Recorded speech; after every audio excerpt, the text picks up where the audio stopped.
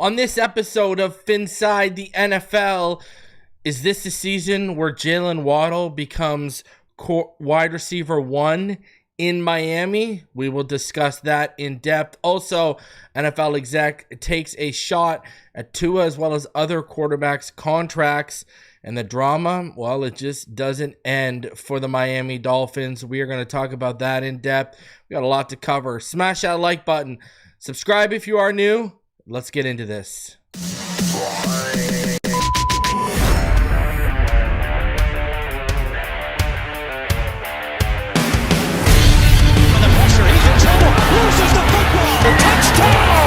Got it! You have got to be kidding me. Jaylen Waddle has a Dolphin touchdown. And he will score! Field on the near side, man open, touchdown!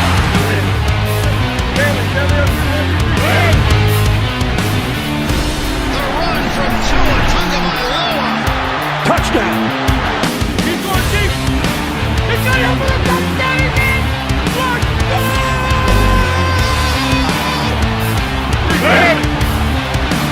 Tagovailoa trying to make it a point. Fires to the end zone. Touchdown! Touchdown, Dolphins! Beautiful day to be a Dolphin fan. Let's go!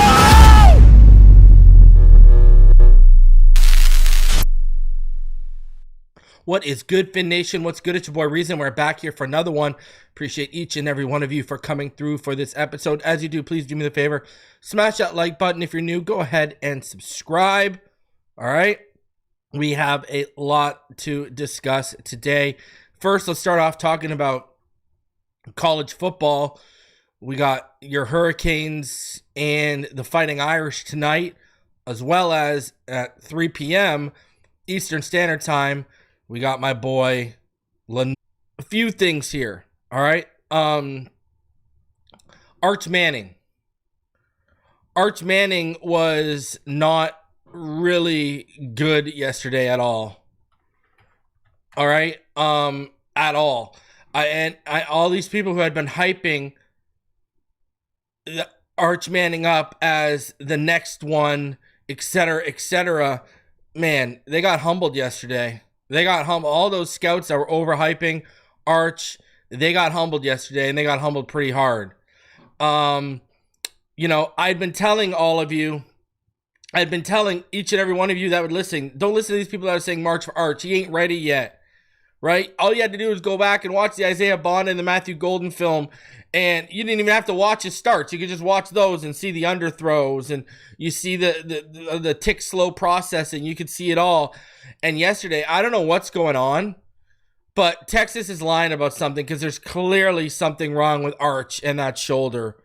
I don't know what, and his mechanics were not crisp, were not smooth, clean at all. He's dropping his arm slot way too much when he didn't have to. That's the first thing that really stands out when you watch him yesterday. So that was a rough go for Arch and Texas, and I think it's going to be a rougher season than some people think. Now, I didn't buy into that hype because I'd been watching the kid. All of you that did buy into that hype, I feel bad for you because this is another point of emphasis here. Always trust the film over the name on the name on that nameplate. All right, always trust the film over the hype. So that's what I got to tell you on Arch. Now, man, I told y'all he wouldn't come out till 2027. That got confirmed this offseason. They came out and they doubled down and said, we're not coming out. He needs all the reps. He needs all the reps he can get, for sure. I think Arch has the tools to be great. Will he put them together? That's going to come out as Sark. And what was really interesting to me, if you've been, obviously I watched a lot of Texas because of Ewers, et cetera, if you really watch, they were definitely reining Arch in. They were simplifying that offense for Arch as much as possible, which is kind of crazy because Sark had way less motion than he usually does, way less play action. It's just, you could tell they were vanillaing the crap out of their offense just so Arch could operate it. And remember, it's not like Arch just got there. You know, Arch was under Ewers last year. Arch been there.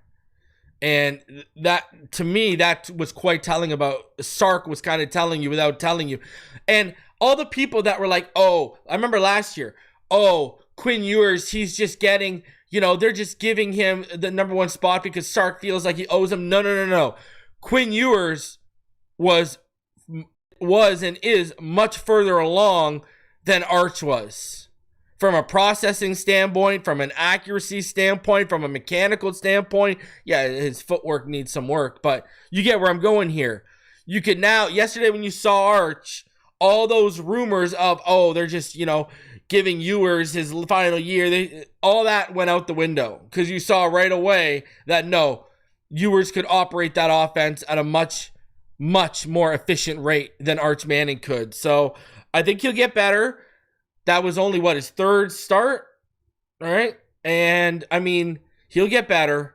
That was the toughest defense he's faced. You know, he'll get better. All right. So, I'll tell you one thing, too. You know, Kate Klubnik, all those people. Remember I told you after the draft, all these people that were hyping him up as a number one pick, and I just didn't know if I saw it. Oh, he didn't look good yesterday. But let's talk about some guys that were good.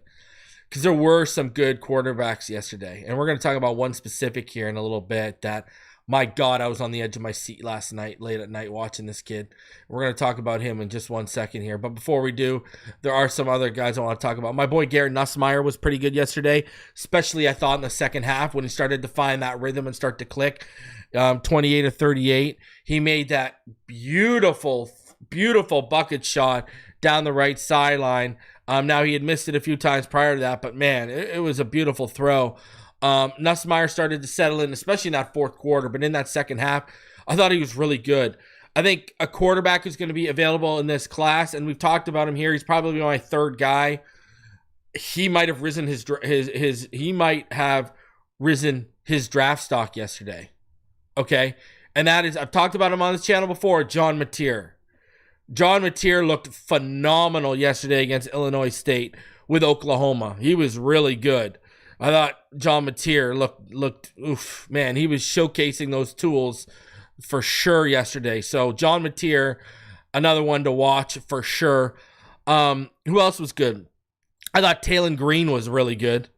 I mean, you know, now let's be honest here. They lit up a not so good Alabama A&M 52-7, but that's what you're supposed to do. You're supposed to, right? He threw 6 touchdowns yesterday, right? He rushed for 41 yards. He had a 26-yard run. Threw for 322 yards, sorry. Taylon Green did what you're supposed to do. Right? Sam Levitt, man. Finn's rule. How about Jordan Tyson? Huh?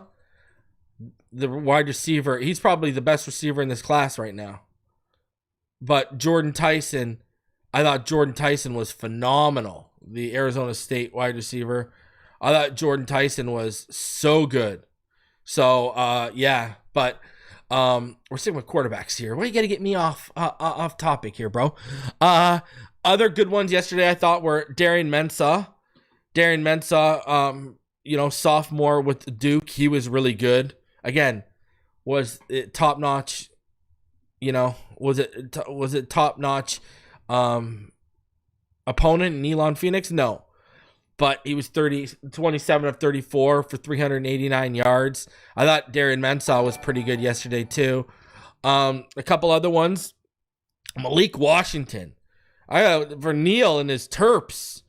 Whoo-wee! He was pretty good yesterday. 27 of 43, 258 yards, 3 touchdowns against FAU, Florida Atlantic. I thought he was pretty good, Malik Washington. And another one that I thought was really good too, and he might be a sleeper in this draft.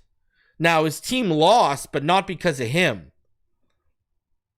And that is, of course, Sawyer Robinson.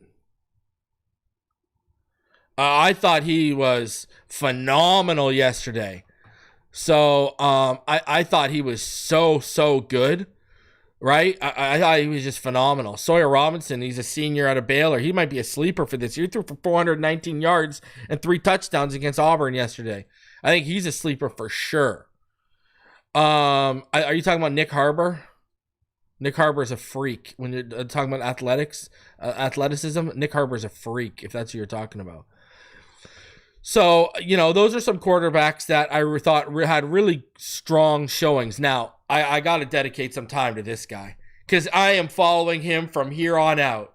Holy jeez Louise. If you didn't have a chance to catch the Cal and Oregon State game, you missed a show last night. All right? You missed a show. Jaron-Keawe, Sagapolutele, oh my God. If you haven't watched Sagapolutele yet, you need to go and watch after this show is done, you need to go watch the Cal and Oregon highlights. That is a true freshman out of Hawaii, a lefty just like Tua, and this guy's dropping floater bombs right in the bucket with flat feet and falling backwards off his back foot. Sagapolutele was one of the most impressive freshman debuts I've ever seen. I am telling you, if you are a football fan, if you are a fan of the quarterback position, and you missed JKS yesterday, Jaron-Keawe, Sagapolutele, you need to go watch those Cal highlights. I'm not lying to you right now. This kid is the next big thing in college football, and he's only going to be at Cal for a year because he's going to get transfer portaled out, and the nil money is going to be through the roof for this kid. My God, I was on the edge of my seat watching him. He was absolutely phenomenal. He was just distributing dimes like he had opened up a bank. It was unbelievable. I looked at him, I'm like, oh my God, here we go. The next generation Hawaii quarterback has arrived, and he looks amazing. So impressive. So impressive. Sagapolutele, my God, salute to you, sir. You have got a fan here who's going to be watching you throughout every game throughout your college career. Man, I got to see the growth in this kid. Holy jeez. So good. So good. Fun stuff. All right. Now, a little Dolphins news here for you, okay? In case you guys didn't know, in case it hadn't come across your desk yet, here I am to tell you what's going on. There are some new jersey numbers in Miami. Tajay Washington is now wearing 84, which was obviously Eric Ezukanma's old number. Joe Cardona, the long snapper, has taken 49, which Ryan Stonehouse had. Patrick McMorris's 32 number is now gone. It's Juju Brent's new number. Kendall Lamb, he's taken number 70, which of course we remember was Baron Matos's number when he was here. Jeff Wilson, he's taken 34, which was Jordan Colbert's number, who's got now on the practice squad. JaMychal Hasty, who they obviously signed as another running back, he's taking number 37, which was assigned to Isaiah Johnson. Cornell Armstrong is going to take 38. That's Mike Hilton's number before he got cut. Our new kicker, Riley Patterson, is going to wear 47. And Greg Dulcich, he is taking 85, which was the former number of the recently cut Pharaoh Brown. All right, so we got some new jersey numbers in Miami right now. Would you bet on Ollie getting in the end zone week 1? Yes, I would. I actually would. It's a great question. Me and Dougley are going to have our show return this week. And you're going to, this week I'm going to be hyping up Ollie Gordon. I think he's going to have a big day. I would, if I were you and you're a betting man, I would put some money down on that. I'm not even joking. I would put some money down on that. I'm probably going to put some money down on it after we're done here. Because I just thought of it. I would put some money down on that. Go check out the dive bar, and I agree, 110%. Taj and 7 just felt right. I don't know about 84. I agree with that statement. But yeah, Ollie Gordon, I'm putting some money down on that. I'm telling you right now. All right. Now, yes, we'll cover him. Yes, DJ Lagway. Man, listen. Everyone knows I don't claim a team, but if I was going to claim a team, it's going to be obviously the Florida Gators. I have DJ Lagway's Bowman first prospect auto. I have a numbered auto of DJ Lagway, so I'm invested in DJ Lagway. Now they beat Long Island University 55-0. He 15 of 18 for like 120 yards and 3 touchdowns. He's good. He's a sophomore. I still think he needs to simmer more. Like, if I was DJ Lagway, get your nil money and play out till you're a senior. He needs to continue to develop as a passer. But I like the upside of Lagway. Drew Aller, yeah, I like Drew Aller, but I've got, I like Sellers, Nussmeier, and I might even like Mateer better than him right now. So, but I like Aller. I see the traits. I get why people fawn over him. I get it.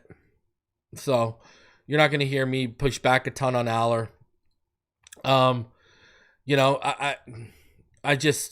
don't know. It feels like there's something there that's missing with him. I don't know what it is. I do think, in terms of like his mechanics and stuff, there's some stuff that needs to be cleaned up for sure. I mean, he's just not a guy that's also going to create out of structure at all. And yet he's from the pocket, but I think you look at a guy like Nussmeier. I think Nussmeier's feel for the pocket, awareness in the pocket is better than a guy like Aller, Another interesting thing too, right, for the Clemson and the LSU game.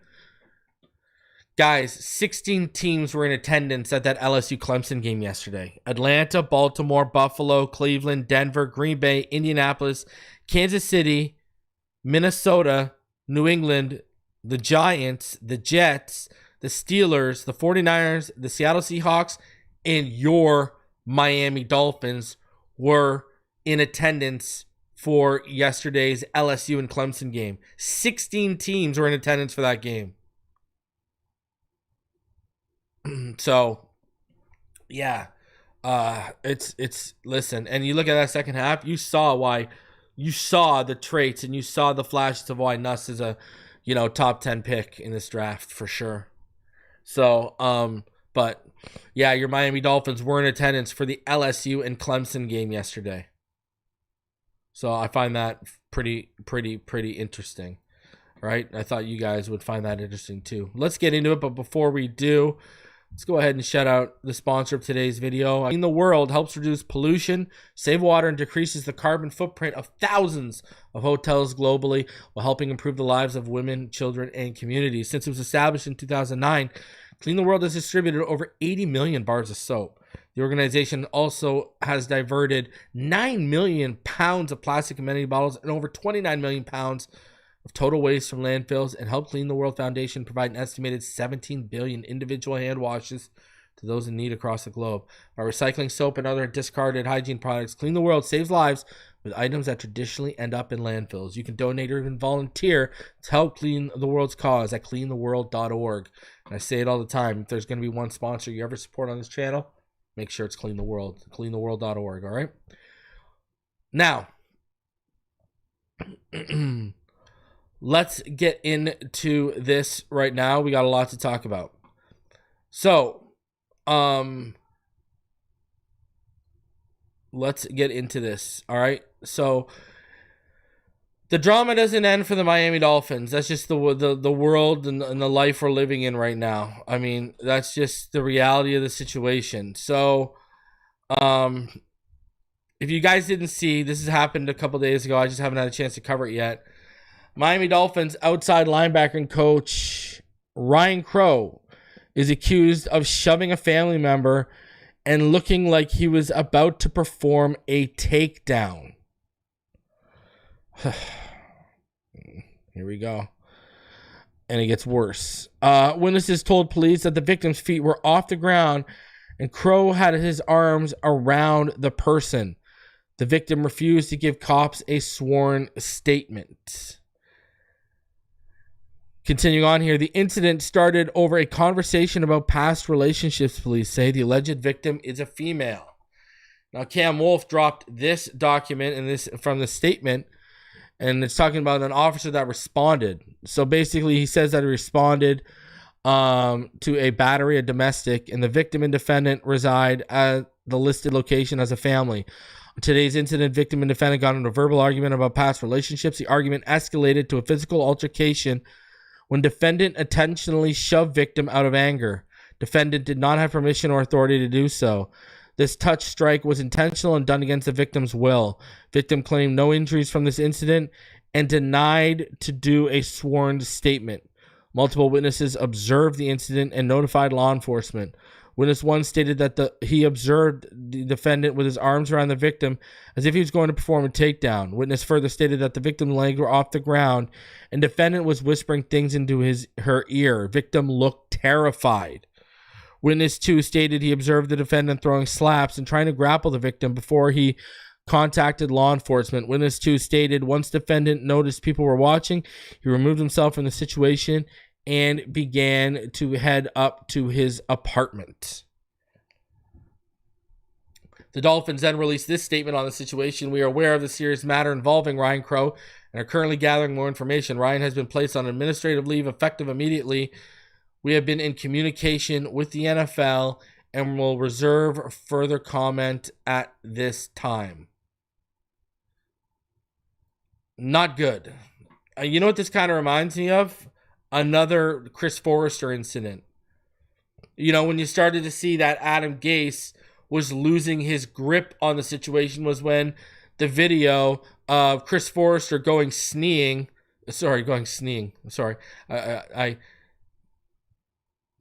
I put together sneezing and sniffing there.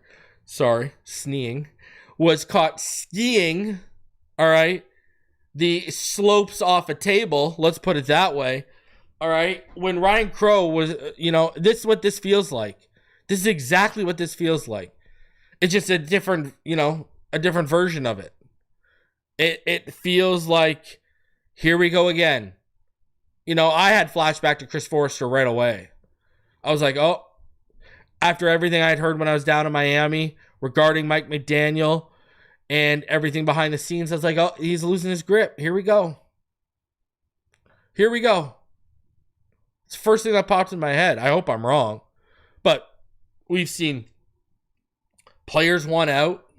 We've seen players openly admit they basically don't believe in Mike McDaniel after they leave. Looking at you, Ramsey. And now you got coaches doing this kind of stuff. It's just, there's no fear of real repercussion, it feels like. And outside linebackers coach, this is kind of unacceptable. To be honest with you, if this stuff is all proven to be true, you should fire the guy. But, a couple years ago, it's Tyreek Hill out of Marina. Now it's a positional coach in front of a bunch of people. It just comes off like there's really no fear of any repercussion right now. And either that or you're hiring a bunch of meatheads. I don't know what you want to take on that one, but that is, there's multiple witnesses. It's not even like this is a he said, she said. There's like multiple witnesses to this now. With Tyreek Hill, because of what I was hearing privately when the Marina thing went down, I was kind of, rearing back a little bit and not really going in. And then when the video came out, it didn't, further indict him. It just, we had heard what was going on, and I had heard about the exchange. Talked to someone that was connected to the Marina. This situation is just like, straight domestic abuse. And the fact that one of the witnesses says she looked terrified while this guy was whispering into her ear, I can only imagine what Ryan Crowe was talking about. And let this be a lesson to all you young kids. This is why you don't discuss body counts. You meet someone, you like the person, like them for who they are and what you have with them. Don't worry about their past. Don't get stuck looking in the rear view. Because obviously this guy couldn't handle it. He decided to turn into the linebacker from the program over here. Absolutely ridiculous. You know? So I'm just sitting here like right before the season. You know? Like a week and a half before the season. This happened on what? Like Friday, I think? Like a week and a half before the season starts. This is what we're doing here? Like this is the kind of stuff we're dealing with as a fan base? Now we got coaches being accused of being pieces of scum. It's ridiculous. But the culture has changed. You know? The culture has changed, everybody. Yeah. Now, instead of worrying about our players like Tyreek Hill getting into these issues, he got divorced. So now we got to worry about positional coaches getting into these issues. Shout out to you, King DDG. Enjoy the game with your family. I think it's just the life of a Dolphins fan, man. Like, good God. Someone throw me a line, please. What have I done with my life? I blame my dad. All right. Yeah. Franklin dropping the facts about the Forester. You know, gotta love it. See, that's a scary thing, dude. Finn's rule kind of nailed it with what he said. Imagine what Crow does indoors. Imagine when there's not people around. Like, he basically said in the report that he let her go and basically, calmed down and diffused himself from the situation when he noticed people were looking. What if no one was looking?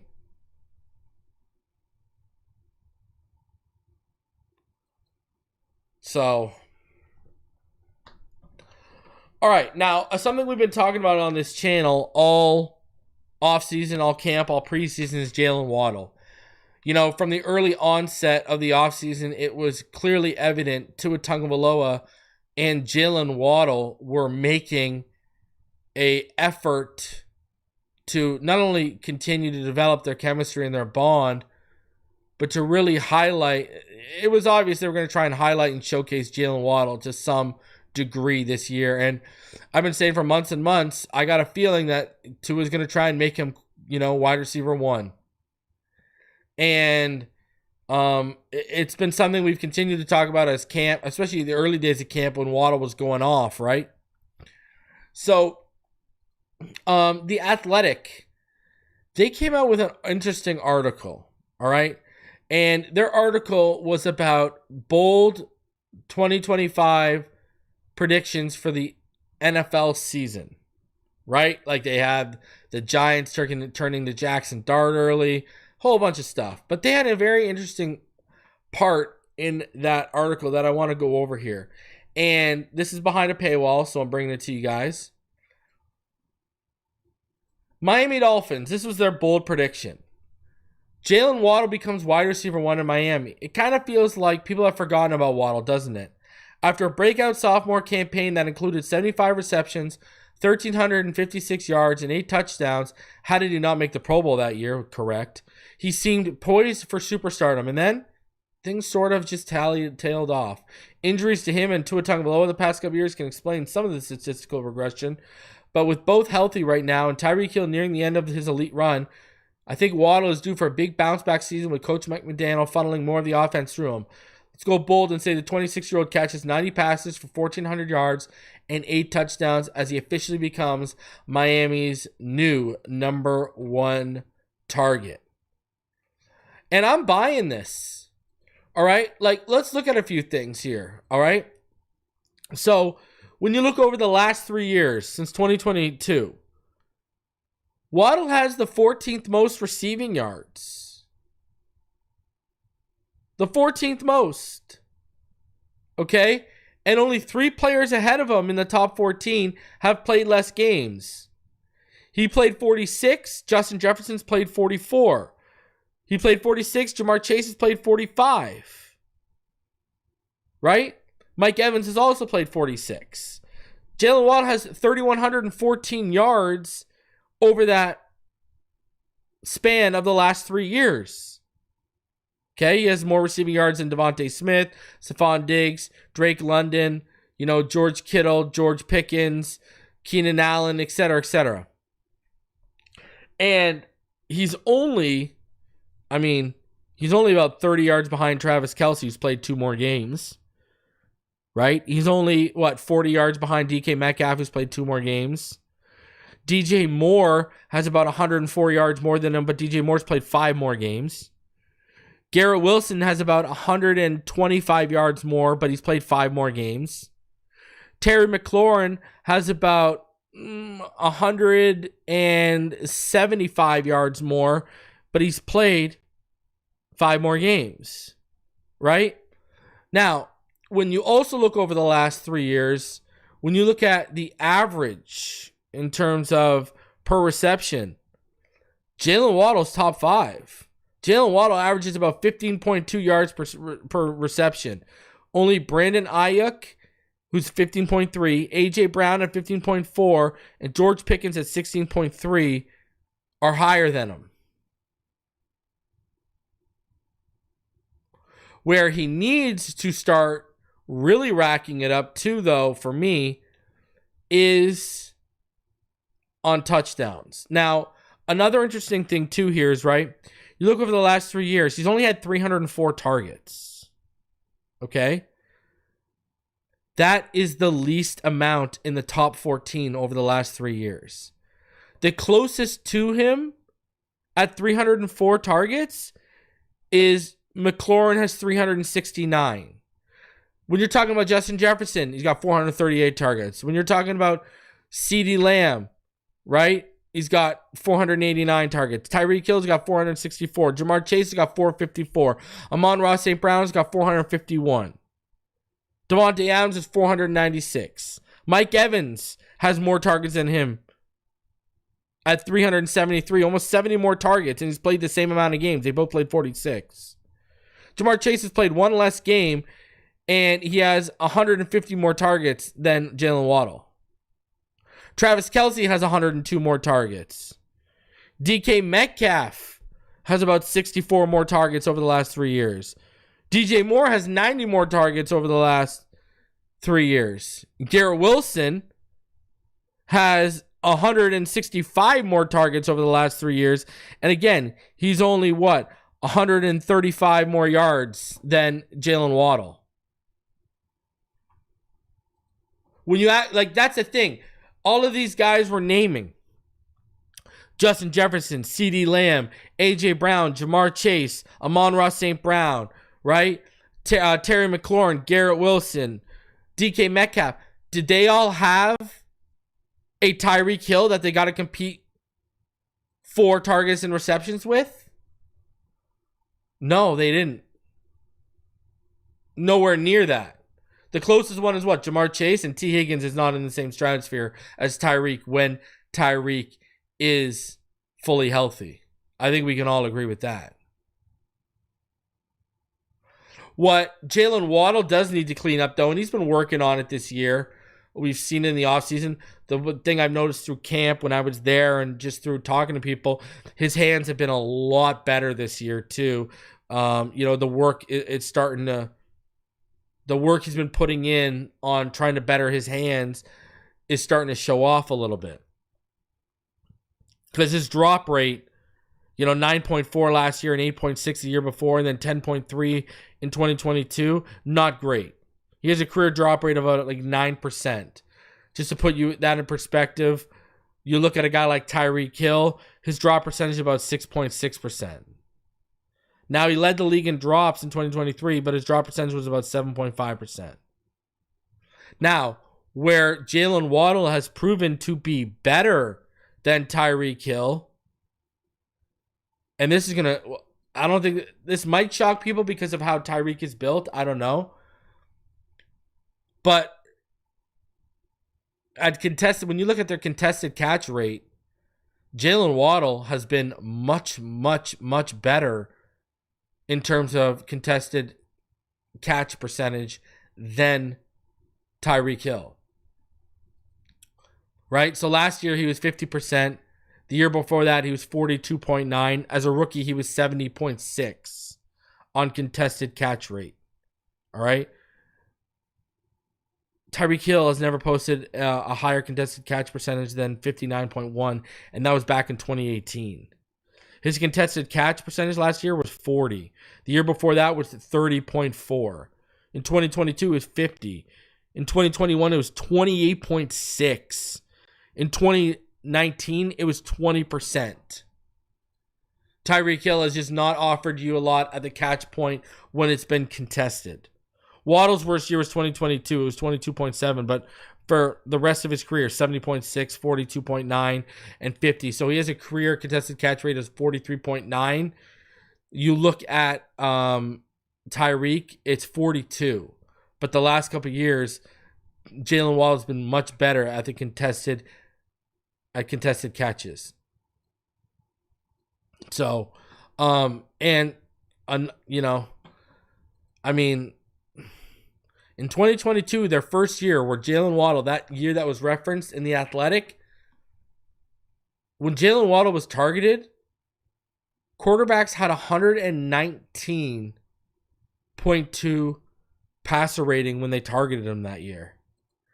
Just to put in perspective, in 2022, Tyreek Hill, when he was targeted, 97.8. Now in 2023, it was a 120.2 for Tyreek Hill. But going back to that year where The Athletic referenced, where we all thought, okay, here we go. The 1-2 punch is ready to go. Right? So, Jaylen Waddle, man, I think the tools are there. The money is obviously there with the expectation. And it's just going to come down to targets. Is he going to get the targets? Because that's going to be an interesting thing, too, when Tyreek does leave. His target share is going to obviously go up. And how is Jaylen Waddle going to be able to take on that kind of target share? Right? So, because, you look at Jaylen Waddle, and, man, the thing that needs to get up there is obviously the drops, but also he needs to find the end zone more.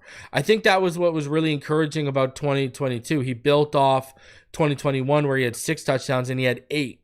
And we're like, okay, here we go. Right? Here we go. We're going to finally see this kid start to get it together in terms of scoring touchdowns.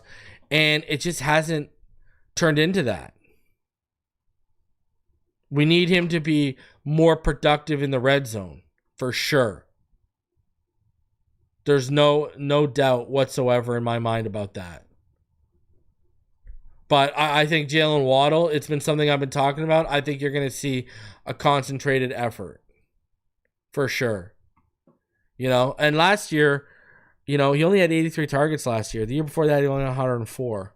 So if you look at the last 2 years, he hasn't even had 200 targets over the last few years because of injuries, etc.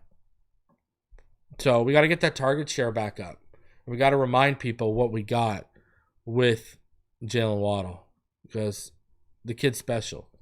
Just needs to be utilized better. And I would love to see McDaniel run more of the offense through him. I think it's time for him to take on that kind of a workload. For real. All right? 110%. So, finally here, an interesting article from The Athletic going over quarterback money. Okay, this is and there's a shot at Tua Tagovailoa in there, and we got to get there. So let's read this. All right, let's go over. So again, behind the paywall at The Athletic, but I got it for you. Why explosion of NFL quarterback contracts has drastically altered how teams build rosters. The NFL salary cap is a zero-sum game. It can be manipulated, of course, but only to a point. If a team spends money on player A, that means player B might be out of luck. Consider the Cincinnati Bengals, who aren't typically as flexible as other teams when it comes to playing cap gymnastics. When they decided to give player A, quarterback Joe Burrow, a top-of-the-market deal, they did so knowing sacrifices would have to be made on the rest of the roster. That's the reality of the NFL we live in right now, right? Players B and C is safety Jesse Bates and running back Joe Mixon were no longer feasible parts of Cincinnati's long-term plans. The reality of the situation, right? Okay, it's not exactly that simple. It really isn't. But the idea is that if salary cap is a pie, the bigger the piece handed out to one player, the less there is for everyone else. 110%, right? Lately, NFL quarterbacks are getting bigger and bigger helpings of that pie.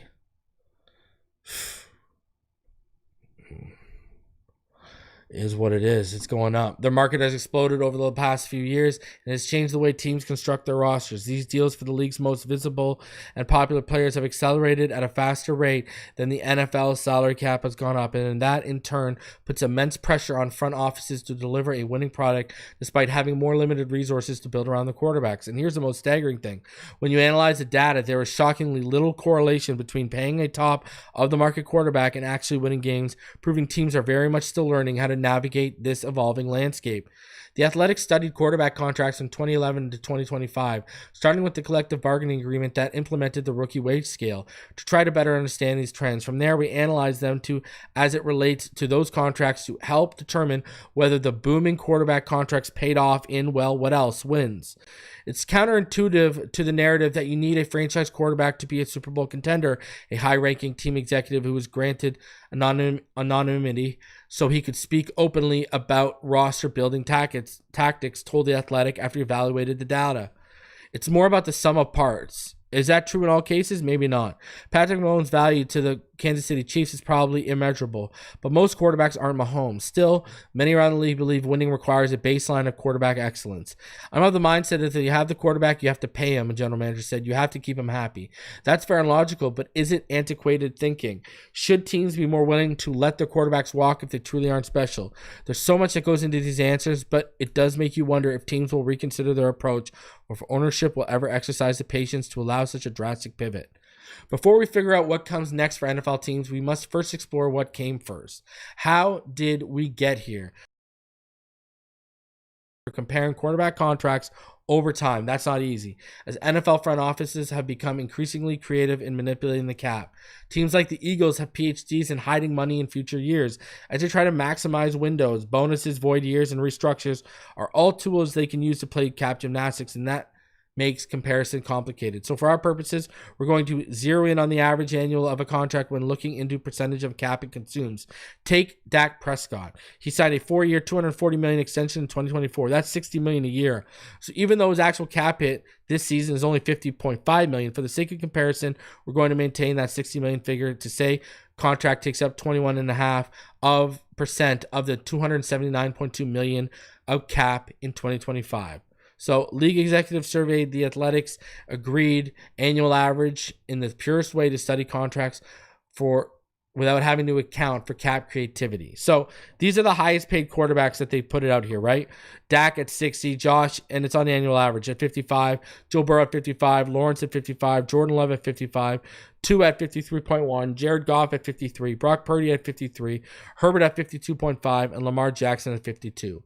By doing it this way, we can compare numbers across generations. NFL legends Tom Brady and Peyton Manning led the league in 2011 at $18 million annually, which was less than a third of what Prescott, Josh Allen, Joe Burrow, Trevor Lawrence, and Jordan Love are earning in 2025. Brady and Manning each accounted for 14.9% of the $120.3 million cap that season, while Allen, Burrow, Lawrence, and Love are tied for second at 19.7% in 2025. So there you go, a 5% raise for second place. Those percentages are a crucial data point, and we'll continue to dive into them. However, if you put the percentages aside for a moment, the growth of quarterback contracts becomes more about a study of inflation. Drew Brees was the first $20 million quarterback in 2012. Matthew Stafford and Derek Carr became the first to hit the $25 million range in 2027, detailing just how deliberate of a rise there was in the previous decade. Aaron Rodgers and Matt Ryan hit the $30 million mark in 2018. That's when the spike started. Look at this. The meteoric rise of modern NFL quarterback contracts. Look at this. Look at it rise. 2011, 18, right? This is highest paid. 2012 is 20. 2013, 22. 2014, 22. 2015, 22. So it stays steady there. And then look at the explosion. It starts with 24.6, then 27, then 33.5. Then 35, then 45, then 45, then 50.3, then 55. Now it's at 60. I mean, this has been, you look at it, the big leap really started in 17 to 18. It went up 6.5 million. Whereas from 16 to 17, it went up about 2.4 million. And it was staying steady from 2011 to 2015, it had only gone up 4 million basically over 5 years. Now look at where you are from 2016 to 2021 over 5 years. It went from 24.6 million to 45 million over this 6 years. Like, it's crazy. And if you want to just go over 5 years, again, it went up to 45 million. That's nuts. You got a 5-year increase of $4 million from 2011 to 2015. Then from 2016 to 2021, you've got, even 2020, because that's when the 45 hit. From 16 to 20, you're talking about a almost $21 million increase. That is craziness. Russell Wilson jumped to $35 million in 2019. Mahomes soared to $45 million in 2020.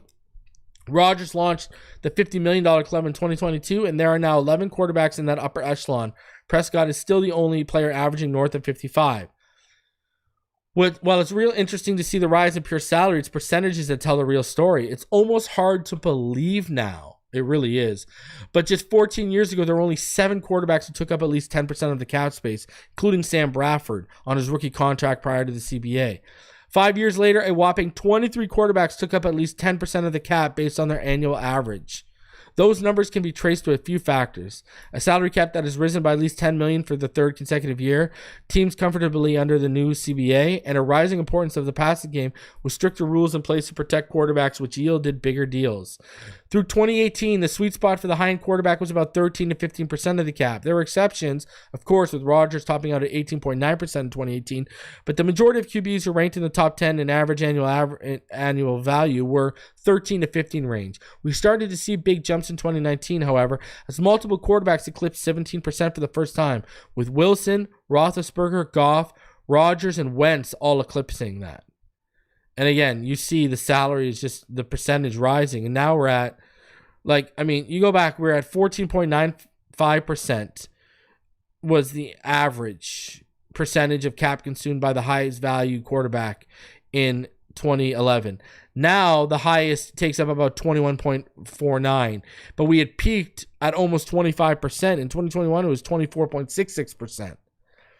So it's gone up 10% in about 10 years, and now it's dipping down a little bit, but we're still almost 7% higher. That's when the game of contractual leapfrog began. Wilson cashed in after a contentious round of negotiations, while Goff and Wentz were rewarded immediately upon extension eligibility. Roethlisberger also got a raise to keep up with the market, although similarly aged peers like Brady, Manning, Breeze, and Phillip Rivers remain in the position's middle class. In many ways, the NFL is hardly a league based on meritocracy, and that began to bleed into quarterback contracts. Mahomes reset the standard in 2020 with his 10-year, $450 million pack, as the average annual value jumped to 22.7% of the $198.2 million cap that year. Deshaun Watson ranked second by a historic margin, and it's been the only year when the highest paid quarterback was at least 2% points clear of the second place quarterback, and Mahomes had a 3.02% cushion. So, and it's become the norm. I mean, number of quarterback contracts topping 17% of the cap annually. You know, it was 2 back in 2011. Now, in 2024, it was 13, and this year it's 11. Mahomes and Watson were the first to eclipse the 19% threshold in 2020. 9 players crossed that mark in 2022 when it was in vogue for quarterbacks to join the 40 million club. I mean, it's just crazy when you look at the money. The sweet spot since 2022 has jumped into the 20-23% neighborhood.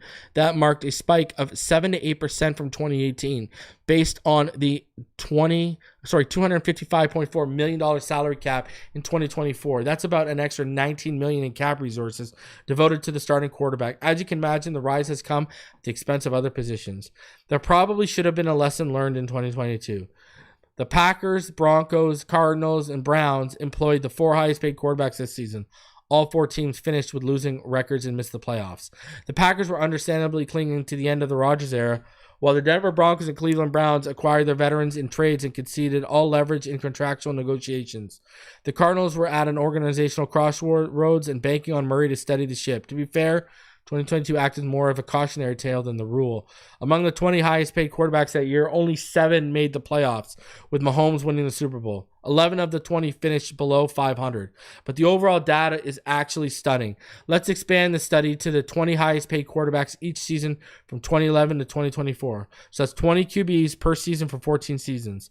Out of those 280 samples, 118 of those quarterbacks made the playoffs, while 117 finished below 500 and missed the postseason. A basically 50-50 coin toss.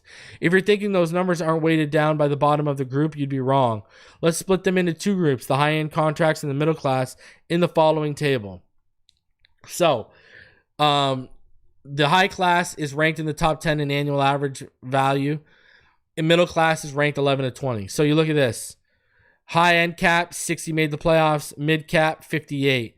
Missed the playoffs with a losing record, 58 in the high, 59 in the mid. Reached conference championship game, 18 in the high, 17 in the mid. Reached the Super Bowl, 9 in the high, 8 in the mid. Won the Super Bowl, 4 in the high, 5 in the mid. Every measure of team success or failure was nearly identical. The conclusion, of course, is that while the quarterback matters, he's never the sole factor. Let's go back to Burrow and the Bengals. They reached the Super Bowl in 2021 and the AFC Championship in 2022 when Burrow was still playing on his rookie contract. But they haven't qualified for the playoffs since he signed his 5-year, $275 million extension 2023. Burrow led the NFL in completions, attempts, yards, and touchdowns last season when he finished 4th in MVP voting, but the Bengals missed the playoffs, losing 4 games when they scored at least 33 points. He is one of the elite. He's been one of the elite quarterbacks of his generation, so it was an easy choice to pay him as such. But with that contract on the books, the pressure ratcheted up for the organization to draft well and develop the rest of the roster. And so far, at least it hasn't made it work. You've seen what it does to their depth, an NFL executive said. It puts a premium on their drafts. The Chiefs have set the standard as a modern-day dynasty, but they're not dealing with a quarterback contract boom in the way. Not anymore, at least. Mahomes' deal has since become outdated, ranking 15th in annual average salary. He's behind Watson, who won't play this season with a twice-torn Achilles, and tied with Kirk Cousins, who is the Atlanta Falcons' backup. But unlike the Bengals, the Chiefs have drafted and developed well, building a strong defensive foundation for much of their recent stretch of dominance. Even still, the Chiefs had made sacrifices, none bigger than trading superstar wide receiver Tyreek Hill in the middle of his prime. But they also had to let cornerback Javarius Ward walk in free agency, and they traded L'Jarius Sneed, among other examples. Mahomes is the kind of anomaly because their defense has played really well, and they've drafted well, another executive said, but they haven't been able to keep his weapons. There's a touch of common sense involved here, too. Prescott, Lawrence, and Tua Tagovailoa all ranked in the top 5 in annual average value in 2024. All got hurt, and each team had a losing record. But the margin for error evaporated with their injuries, and those teams' flawed rosters were exposed. Just this past season, the Dallas Cowboys and Mike McCarthy split when they couldn't agree on contract terms. Meanwhile, the Jacksonville Jaguars fired head coach Doug Peterson and Trent Baalke. It's worth noting, too, that no team since 2011 has won a Super Bowl with one of the league's 2 highest paid quarterbacks on the roster. In fact, 2011 New York Giants and the 2020 Chiefs were the only teams to win a Super Bowl with a top 5 paid quarterback. Just 13 teams over 14 years have even reached the conference championship game. So what's next? Prescott is the only quarterback north of 20% of his team's cap this season. So the numbers are currently down. However, Allen and Purdy are the only quarterbacks in the top 15 who have secured new deals in 2025. So it's likely more circumstantial than reactionary. Still, teams are paying attention to these trends. They've seen the Chiefs' vulnerabilities and the Bengals and Cowboys' weaknesses. They've wondered if the 49ers will fall into a similar valley, maybe not in 2025, but in 2 and 3 years when Purdy's numbers balloon. And frankly, teams are skeptical of the contracts handed out to quarterbacks like Lawrence, Tagovailoa, and Love. QBs have yet to prove themselves in pivotal moments. Quote, now we're paying guys just to pay guys. So I would recommend for you to keep reading. If you have a chance, keep reading that article. Go over to The Athletic. But, I mean, you see it right there, the numbers. I mean, now we're paying guys just to pay guys. You know, they even talk about, you know, Baker Mayfield a little bit in that. And, you know, this is something we've talked about since back when me and EM Dolphin fan were on the Tuesday night panel. You know, it's the way that the market is ballooning right now. It's kind of crazy. But when you break down the numbers, it doesn't matter if you have a top 10 or top 20 paid guy. I mean, look at what we just went over, some of those staggering numbers, right? Made playoffs, top 10 paid quarterbacks since 2014, 60. Guys being paid from the 11th to 20th range, 58. You know, missed playoffs with a losing record. Top 10 quarterbacks, 58 since 2014, and 59 in the middle, right? Reached conference championship game, 18 in the top 10, 8 in the middle. Won Super Bowl, 4 in the top 10, 5 in the middle. Now, what is interesting, that only 2 quarterbacks in that span that were being paid top 5 guys even won the Super Bowl, right? And that being obviously Eli and Patrick Mahomes. And you see right now, Tua Tagovailoa, he's what, 6th paid, highest paid? You know, Goff and Birdie are what, 100,000 less in terms of annual average. Now, again, what really matters is the actual cap number and the guaranteed money handed out and all that kind of stuff. But you know, I don't agree with the whole we're paying guys just to pay guys. I mean, Tua had come off his first healthy season and he led the league in passing. We were kind of stuck there. You know what I mean? It'd be one thing if he didn't lead the league in passing, because if he didn't lead the league in passing, you would have had a lot more leverage. Right? Now, what is crazy is like when you got guys like Trevor Lawrence and Jordan Love being paid 55 plus million. You know, like I don't think Dak should be making 60. You know, I think Lamar Jackson being 52 and lower than a lot of these guys that's going to get corrected soon for sure. But, you know, I look at we're paying guys just to pay guys is when we start getting into like Trevor Lawrence and Jordan Love. You know, like Trevor Lawrence clearly isn't the dude. Jordan Love won 1 playoff game, and what has he done since? I mean, you know, as Dolphin fans, at least we can hang our hat on, okay, Tua is the best passer, hands down, we've had since Dan Marino. First Pro Bowl quarterback in 30 years for the Dolphins. I mean, you know, led the league in passing. He's led the league in completion percentage, right? He's led the league in passer rating. Yeah, he doesn't have the playoff win, but we can hang our hat on that. Trevor Lawrence, you know, not good. But Jordan Love and Trevor Lawrence have playoff wins, even if those were team effort playoff wins. You know, it's kind of, we're falling into the, well, wins aren't a quarterback stat, but they're paying quarterbacks for playoff wins like it is a stat. So, you know, and the other thing too is when you've had the AFC basically dominated by the Chiefs, it's been kind of hard to gauge. You know, if it was a much more wide open AFC, we could gauge what these guys' value is much, much better. But, you know, look at Josh Allen, second highest paid quarterback and, he can't get past Patrick Mahomes. So, Jalen Hurts is going to get paid, though. I'll tell you that much. So, anyways, guys, do me the favor, smash the like button, subscribe if you are new. We got a lot coming this week. Tuesday, we're going to be doing the preseason roundtable. Wednesday, me and Doug's show. It's looking like we're going to return on Wednesday, so be on the lookout for the debut of the starting lineup. We got a lot coming your way. Smash that like button, subscribe if you are new. I will check you guys out on the next one. Until then, you already know what time it is. Fins up all day, every day. Appreciate each and every one of you, and I'll see you on the next one.